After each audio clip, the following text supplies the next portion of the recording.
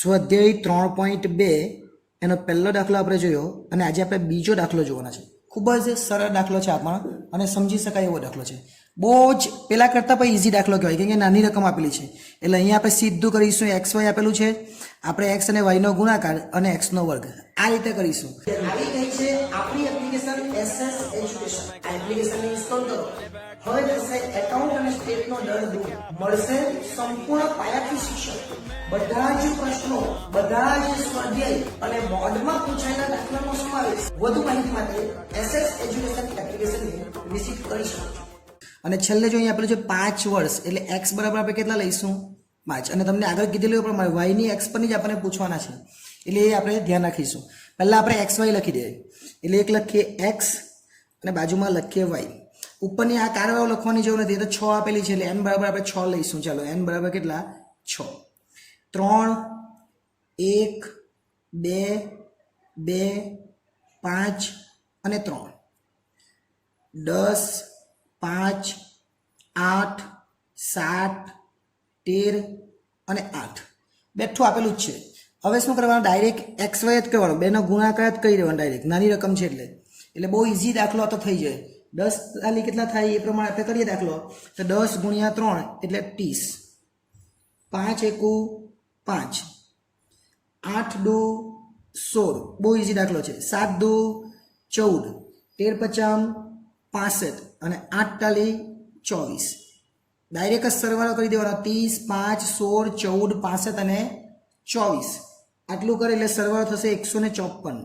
આપણે બે વસ્તુ શોધતા, એક એક્સનો વર્ગ શોધતા અને એક વાયનો વર્ગ શોધતા, પણ જ્યારે આ ચેપ્ટર આવે ત્યારે વાયનો વર્ગ શોધવાનો નથી, ખાલી બીજામાં શોધો, ત્રીજામાં નથી શોધવાનો. એટલે એક્સનો વર્ગ 3નો વર્ગ 9, 1નો વર્ગ 1, 2નો વર્ગ 4, 2નો વર્ગ 4, 5નો વર્ગ 25 અને 3નો વર્ગ 9. ફક્ત આ જ સંખ્યાનો વર્ગ, આ સંખ્યાનો શોધવાનો નથી વાયનો. 9 ને 1 10, 10 ને 8 18, 18 ને 9 27, 27 ને 5 32, 32 ને 20 52 થાય 52. આટલું થઈ જાય એટલે આપણે બી શોધવાનો. પહેલાં આપણે બીનું સૂત્ર લખવાનું.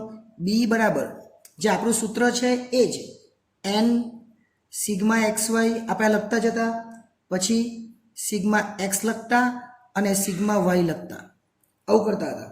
અત્યારે મેં એક્સ બાર ને વાય બાર બી શોધવાની જરૂર નથી. કેમ કે આપણે સૂત્ર ડાયરેક્ટ આ જ વાપર્યું, એક્સ બાર વાય બારની જરૂર પડવાની નથી. અને છેદમાં આપણે એક વર્ગમૂળ લખતા એમાં એક્સનું લખતા ને એક વર્ગમૂળ લખતા એમાં વાયનું લખતા. અહીંયા વર્ગમૂળની જરૂર નથી અને ફક્ત ને ફક્ત એક્સનું જ લખવાનું છે એટલે સિગ્મા એક્સ આખાનો વર્ગ, બસ આટલું જ કરવાનું છે. પણ એના માટે આપણે સિગ્મા એક્સ અને સિગ્મા વાય જોઈએ તો અહીંયા સિગ્મા એક્સ કહેવાય ને આ સિગ્મા વાય કહેવાય. એટલે એક્સનો સરવાળો કરો, 3 ને 1 4, 4 ને 2 6, 6 ને 2 8, 8 ને 5 13, 13 ને 3 16.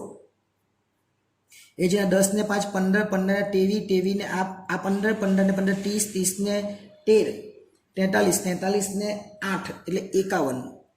આ બંને મળી ગયા એટલે અહીં લખી દેવાનું.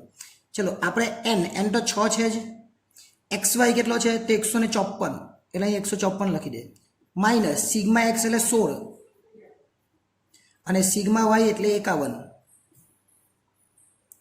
એ જ રીતના એન તો છે જ, એક્સનો વર્ગ એટલે એક્સનો વર્ગ 52 છે અને સિગ્મા એક્સ એટલે ઉપર લખેલો આપણે 16, એ 16નો વર્ગ પર વર્ગમૂળ નહીં આવે આ ચેપ્ટરમાં એટલું યાદ રાખવાનું. 154 ગુણ્યા 6 કરવાના, 154 ગુણ્યા 6 એટલે 924 થાય અને 16 ગુણ્યા 51 કરવાના, 16 ગુણ્યા 51 એટલે 816 થાય અને છેદમાં 52 ગુણ્યા 6 એટલે 312 અને 16નો વર્ગ એટલે 256. ઉપર માઇનસ કરવાનો અને છેદમાં પણ માઇનસ કરવાનો જે થતું હોય તે 924 માઇનસ 816 એટલે 108 આવે અને છેદમાં 312 માઇનસ 56 256 એટલે 56 આવે. હવે આ 56નો ભાગાકાર કરવાનો, 108 ભાગ્યા 56 એટલે જવાબ આવે બી બરાબર 1 મિનિટ બી બરાબર કેટલા આવશે 1.93. આ બી નો જવાબ મળી ગયો. હવે આપણે એ શોધીએ. એ કેવી રીતનો શોધવાનું તો આપણે આગળ પણ જોઈ ગયેલા. એ બરાબર આપણને સૂત્ર ખબર છે વાય બાર ઓછા બી એક્સ બાર. વાય બાર બી નથી અને એક્સ બાર બી નથી તો આપણે કઈ રીતના શોધવાનું આપણી પાસે છે ને એવું. એટલે એક્સ બાર બરાબર 16 ના છેદમાં કેટલા એન ગણેલા, એન 6 છે અને વાય બાર બરાબર 51/6 એટલે 16 ભાગ્યા 6 કરીએ એટલે આપણને મળી જાય કેટલા તો 2.67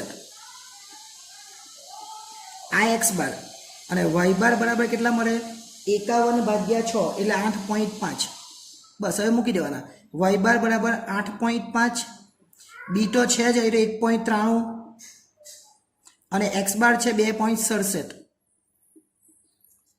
એટલે 8.5 લખવાના એમાંથી માઇનસ કોણ 1.93 ગુણ્યા 2.67 નો ગુણાકાર એટલે 1.93 ને 2.67 નો ગુણાકાર થાય 5.15 એટલે છેલ્લે આપણને જે એ જોઈતો હતો એ મળી જાય એ બરાબર 8.5 માઇનસ 5.15 એટલે 3.35 આવે ચાલો બી પણ મળી ગયો એ પણ મળી ગયો એટલે હવે છેલ્લો આપણું જે સૂત્ર બાકી એ કયું વાય કેપ એટલે આપણે સૂત્ર મૂકવાનું વાય કેપ બરાબર એ વત્તા બી એક્સ અને એ પણ છે બી પણ છે અને એક્સ અહીંયા આપેલો છે 5 એટલે દાખલો પૂરો થઈ જાય એ લખીએ આપણે કેટલો તો એ લખીએ 3.35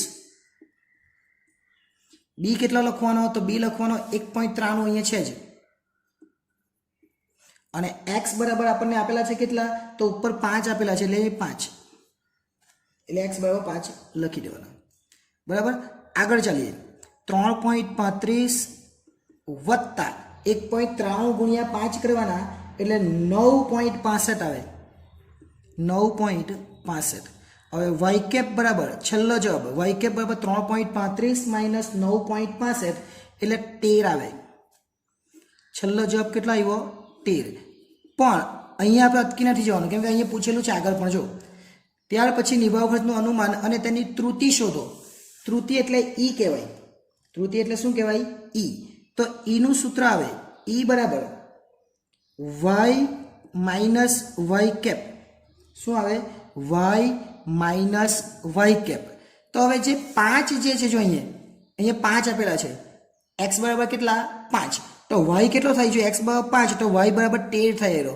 આ એક્સ બરાબર 5 તો વાય બરાબર 13 એટલે વાય લખવાના 13 અને વાય કેપ બી 13 જ આવ્યો એટલે 13 માંથી 13 બાદ કરે તો ત્રુટિ જે આવવાની એ કેટલી આવવાની 0 ત્રુટિ કેટલી આવે 0 એટલે અન્વયોજન રેખા પૂછેલી હતી એનો જવાબ બી આવી જાય અને ત્રુટિ પણ આપણે શોધી લીધી એટલે ત્રુટિ પૂછે તો આ રીતે શોધી લેવાનું એટલે આ પણ દાખલો ખૂબ સરળ હતો સમજી શકાય એવો હતો અને નેક્સ્ટ ટાઈમ જે મળીશું ત્યાં દાખલા નંબર 3 અને 4 જે આ સ્વાધ્યાયનું બાકી છે એ જોઈશું આભાર